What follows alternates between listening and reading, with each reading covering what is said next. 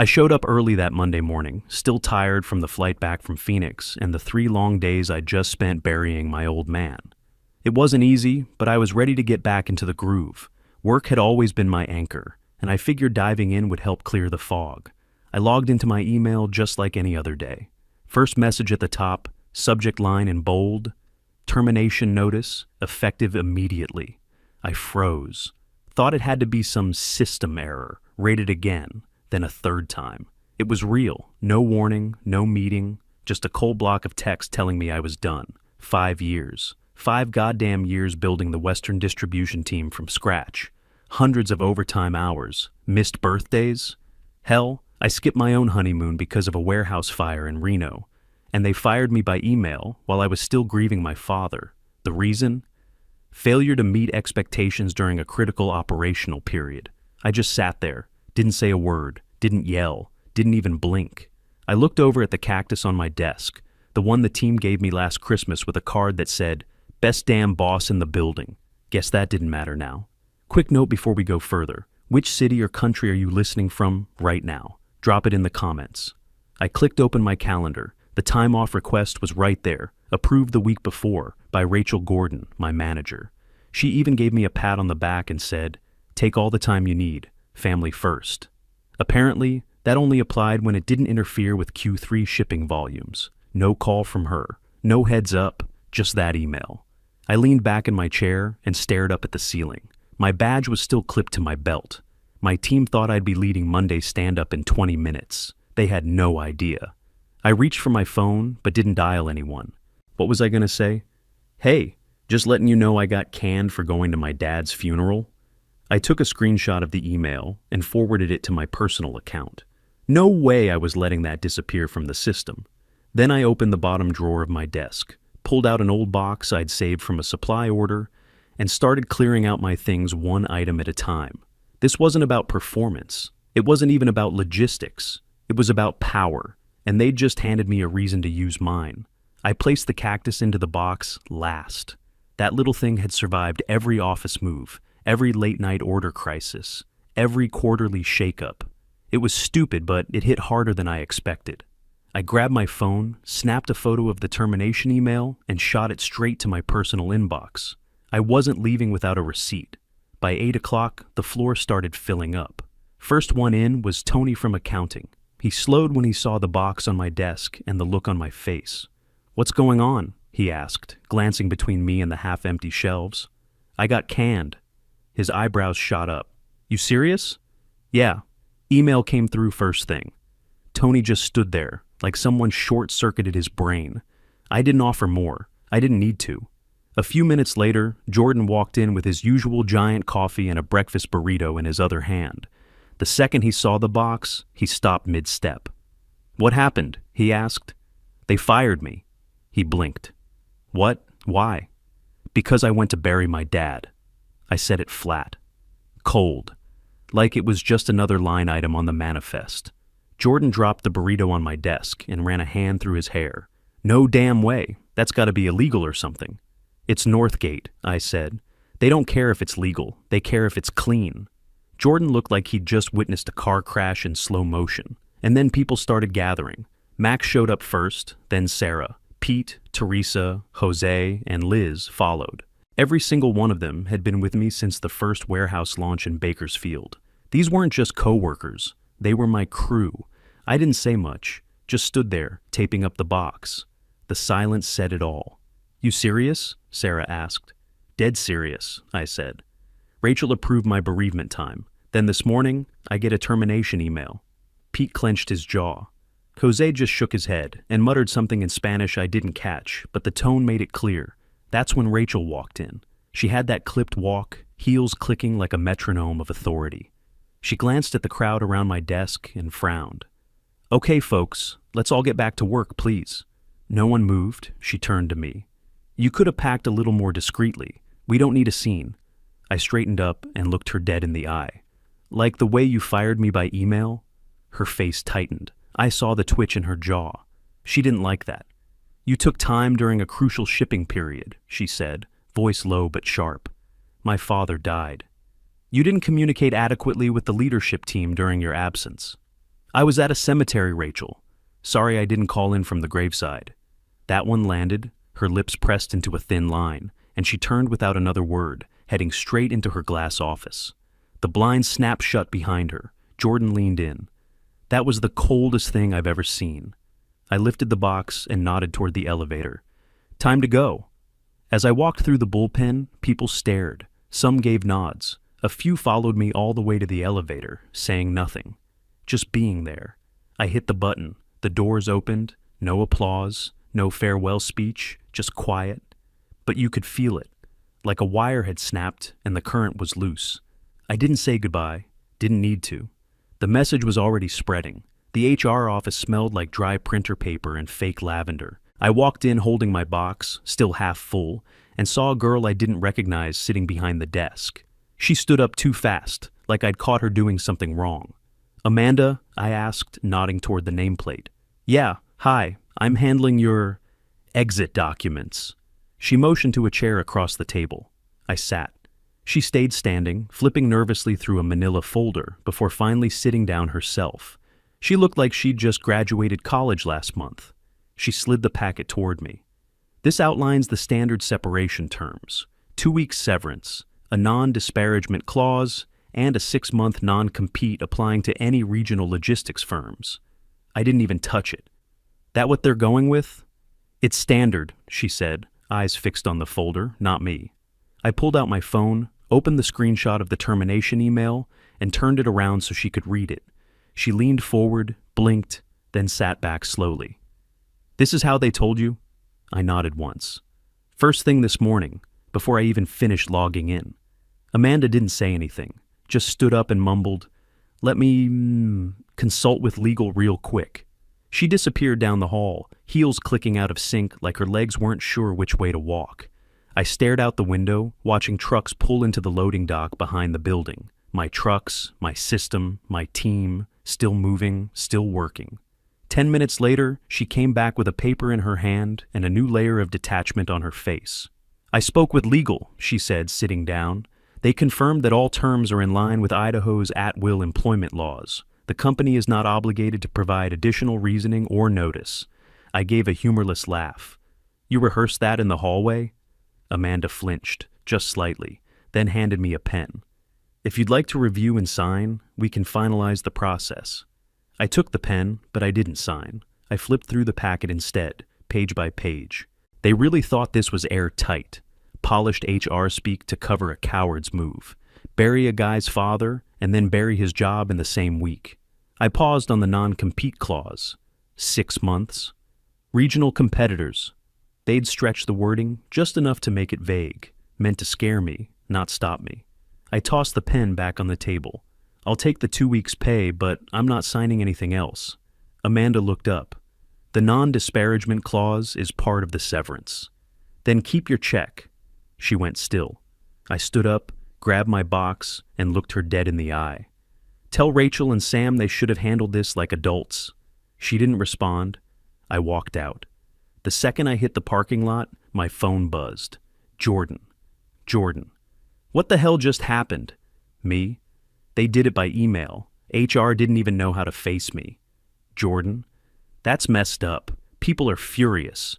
I dropped the box in the back seat and sat behind the wheel. Another text came in. Teresa, then Max. Teresa. Saw Rachel storm into her office? What happened? Me. They fired me for going to my dad's funeral. Teresa. That's disgusting. Max. You good? Let's meet. I didn't answer right away. Just sat there watching my reflection in the rearview mirror. Same face, same hands, same guy who'd carried this company's logistics backbone for 5 straight years. But something had shifted. I didn't have a plan, not yet. But I knew one thing for sure. I wasn't going to let this fade quietly. My phone rang just after 8 that night. I didn't recognize the number, but I picked up anyway. Yeah? Jason, it's Mike Rollins. That name hit different. VP of Cedar Point Freight, Northgate's biggest headache. We'd talked 6 months earlier when he tried to lure me over, but I stayed loyal, said I wasn't looking to jump. Mike, hell of a surprise. I heard what happened, words moving fast. Not surprised. I don't want to waste your time. Can you meet tomorrow? Name it. 10 a.m., Cedar Point HQ. You bring that email with you?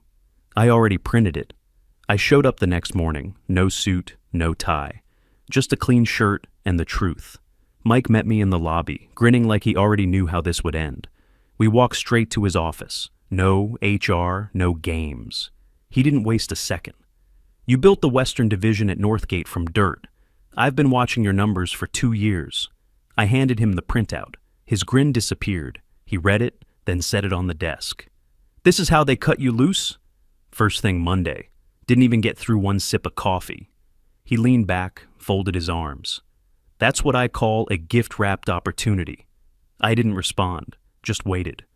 I want you to run Western Ops here. Senior role, full autonomy, better team, better pay. You make the calls. He slid a folder across the desk. Offer letter's already drafted. We're not screwing around. I opened it. Salary blew Northgate out of the water. Bonus structure was even better. There's a hitch, I said. 6-month non-compete. Mike nodded. We saw that. Our legal team already reviewed it. It's likely unenforceable. They terminated you during bereavement. That's bad faith. Doesn't hold up well, even in Idaho. And if they try, we've beaten worse. You'd have our attorneys on it from day one. I closed the folder. Let me talk to a lawyer, and I'll call you tomorrow. Fair, but Jason, he paused, we want you, and people want to follow you. That matters. That night, I met Jordan and Teresa at a dive bar near the old train yard. No music, no noise, just cheap beer and open space. Jordan slapped the table when he saw me. Man, Rachel is unraveling. Talk, I said. They locked down your entire drive, Teresa said. No one can access your files. They didn't plan ahead. You didn't leave notes. Because I didn't plan on being fired, I said. Exactly, Jordan said. Now they're scrambling, routing issues in Salt Lake. Tucson Depot's short-staffed. Rachel tried pinning it on Max today. She said he should have known your plans, Teresa added. He nearly quit on the spot. I sipped my beer. What about the rest of the crew? They're pissed, Jordan said. Half the team's already talking about walking. She held an all hands and tried to reassure everyone, Teresa said, using air quotes. It made things worse. Jordan leaned in. People miss you. Not just because you ran things, because you gave a damn. I looked at them. My people. Still standing with me after everything. I've got an offer, I said. Cedar Point, senior role, full freedom. Jordan's eyes lit up. Tell me you're taking it. I'm talking to a lawyer tomorrow. If it's clean, I'm in. Teresa leaned back. If you go, I go. Jordan nodded. Same here. I didn't smile, not yet, but I felt it. That steady shift in momentum, like a current changing direction. Rachel and Northgate thought they'd just cut me loose, but they didn't cut me off. They handed me leverage, and now the clock was ticking. For them. Saturday morning, I walked into a quiet office above a hardware store in downtown Boise. The door just said, David Martinez, labor attorney. No receptionist, no flashy branding. Just a guy in a crisp shirt with a sharp look in his eyes and a cup of gas station coffee on his desk. You Jason? He asked, standing up. Yeah, you got time? He motioned to the chair across from him. Always got time when a company shoots itself in the foot. I handed him the folder with everything. My termination notice, the email screenshot, the non-compete clause, even my approved time-off request. He went through it fast, flipping pages without hesitation. Then he leaned back, shook his head, and let out a dry laugh. They screwed up. Talk to me, I said. Firing someone during approved bereavement leave? Courts don't like that. They'll say Idaho's at will, sure, but optics matter, especially if this ever goes federal. I'm not looking to sue, I said. I just need to know if that non-compete holds. He tapped the clause. It's crap. 6 months against regional competitors with no definition. Overbroad, unenforceable. Add in the timing, they've got no leg to stand on. So I can take the job? You'd be doing them a favor by not suing first. I stood up and shook his hand. Appreciate it. Take the job, Jason, and if they try anything, you call me. I left his office feeling like I'd just walked out of a cage. By that afternoon, my phone was buzzing again. First was Jose, then Sarah, then Liz. Each one said the same thing. We need to talk. Sunday morning, we met at a greasy spoon off the freeway. Booth in the back. No suits, no corporate lingo. Just hash browns, black coffee, and loyalty. I laid it all out. The Cedar Point offer, the meeting with the attorney, everything. I'm taking it, I said, and I asked for the right to build my own team. Max leaned forward. You serious? Dead serious? Mike wants a full reboot on their Western ops. I'm not walking into another mess. I'm doing it my way. Teresa didn't blink. We've already applied. That made me pause. Wait, what? Sarah nodded. All of us. We talked after you left. Jordan sent the job links. We didn't hesitate. You're not worried about burning bridges? I asked. Jose snorted. They torched the bridge when they fired you like that. Max tapped the table. We followed you into Northgate when it was nothing. We built that whole operation together. Rachel didn't do squat. If you're building something new, we're in. I sat back for a second. Let it sink in. These weren't empty words. These people had families, mortgages, kids in school, and they were ready to jump, just like that. You sure you're ready to walk? I asked. Liz looked me dead in the eye. We already did. That silence hit different, heavy, real. All right, I said. Let's do this the right way. Quiet, clean, give them no warning. Pete cracked a smile. So, what's the plan? I leaned in. You wait for the offer calls. When they come, take them. Once we're set, we walk in together. 6 nods, no hesitation. Northgate didn't know it yet, but the fuse was already lit. Monday morning, I called Mike first thing. I'm in, I said, but I want to build my own team. You've got green light, he said without missing a beat. Send me names. By noon, the paperwork was signed. Cedar Point had already set up my laptop, email, onboarding packet, everything. No HR fog, no corporate delay. Just straight execution. Felt like breathing real air again. By Tuesday, I was already in strategy meetings. I kept quiet about my crew, but I slipped their resumes to recruiting. Fast-tracked, top priority. No job board noise. No public listings. Friday morning, I got a call from recruitment. All 7 have been interviewed, she said. All solid, all interested. Good, I said. Get the offers out. Then I waited. By 11 a.m., it hit. 7 resignation emails dropped at Northgate within 15 minutes. Rachel called the first emergency meeting by 11:30. I heard it all secondhand, the yelling, the panic, the scrambling. Sam Garrison got looped in. His calendar cleared within an hour. By 2 o'clock, my phone lit up. Unknown number, I answered. Jason, it's Paula Stevens, HR at Northgate. I didn't say anything. Let her fill the silence. We'd like to talk about potential resolution options. You mean damage control? I don't think we realized how integral you were to... Stop. She hesitated. We'd like to offer your position back, with a raise, significant raise. I leaned back in my chair, staring out the window. You should have thought about that before firing me for going to my dad's funeral. There was a pause. Then, we'll match whatever Cedar Point's offering, maybe even beat it. I let that hang. Then I said, it's not about money anymore. Another pause, longer this time. Then she said, if you change your mind, I won't. I ended the call. By that evening, everyone had accepted Cedar Point's offers. Jordan, Teresa, Max, Liz, Pete, Jose, and Sarah. 7 resignations, 7 hires. I didn't send a press release, didn't post a thing on LinkedIn, no need to pound my chest. But the message was loud. Rachel lost her lieutenants. Sam lost his bench. The Western Division wasn't just bleeding, it was gutted. On Saturday, I got a text from an unknown number. I don't know what you told them, but they all walked. We're F-dead. Sam. I didn't reply. I forwarded it to Mike instead. He wrote back, this is how we win. 3 months in, and the numbers spoke louder than I ever could. Cedar Point's Western Division was up 30% in new business. We weren't just catching up. We were blowing past projections. The team settled in fast. Jordan took Phoenix, Teresa handled Reno, Sarah stepped up in Salt Lake, Pete was running ops out of Spokane, and Max had LA on lockdown. Every single one of them leading their own units now. Titles, bonuses, visibility, the kind of recognition they never got under Rachel's thumb. And the best part? 3 of Northgate's top accounts followed us without even needing a sales pitch. They called us. Word had gotten out. We were faster, cleaner, and didn't treat people like tools. Mid-September, I was called into Mike's office. "You're not just running Western Ops anymore," he said, sliding a new contract across the table. "You're VP of Operations for the whole corridor." I looked at the offer. Bigger budget, full control, no micromanaging. "You earned it," he added. "Hell, you dragged an entire region out of the mud." I signed it without blinking. The next week, I got a letter in a thick envelope. No return address, just a law firm name I recognized from Northgate. Inside was a settlement offer. They admitted fault, in writing.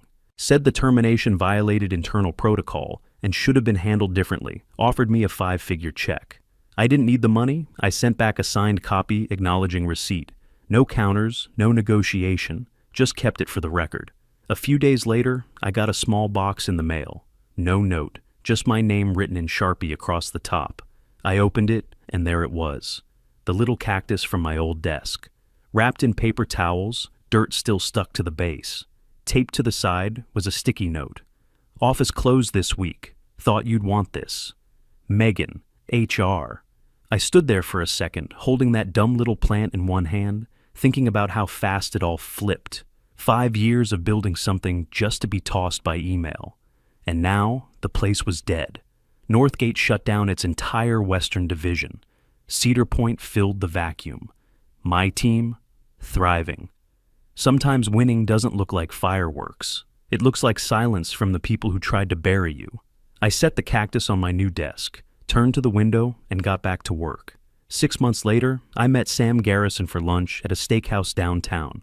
He picked the place, same one we used to meet clients at when Northgate still had teeth. He looked smaller now, slouched shoulders, shirt too loose. "So," he said, stirring his iced tea, "I'm consulting." I nodded. "You and half the market." He gave a half smile. "You heard, I'm sure. Northgate's done. Bought out, gutted, absorbed. Rachel's gone." "Yeah," I said. "Figured when the calls stopped coming." He paused, leaned in a little. "You know what still shocks me? It wasn't some lawsuit or scandal. It was people. They followed you." I didn't say anything. Let that settle. He sat back, sighed. "We should have seen it coming." "You should have respected people," I said. "Wasn't about revenge, wasn't personal. It was about how you treat your team." He looked down at his plate, then nodded. "Fair enough." I didn't gloat. No point. My team and I were building something better. We weren't playing defense. We were setting the pace now. We showed up, handled business, treated people like they mattered. Simple, but no one else seemed to get it. The industry noticed. We landed 3 service awards in 1 quarter. Clients started sending referrals without being asked. Jordan texted me last week. "Got a bonus I didn't even know was coming. First time that's ever happened." Teresa got invited to speak at a national ops conference. Sarah hired her own team for the Salt Lake branch. It all felt right.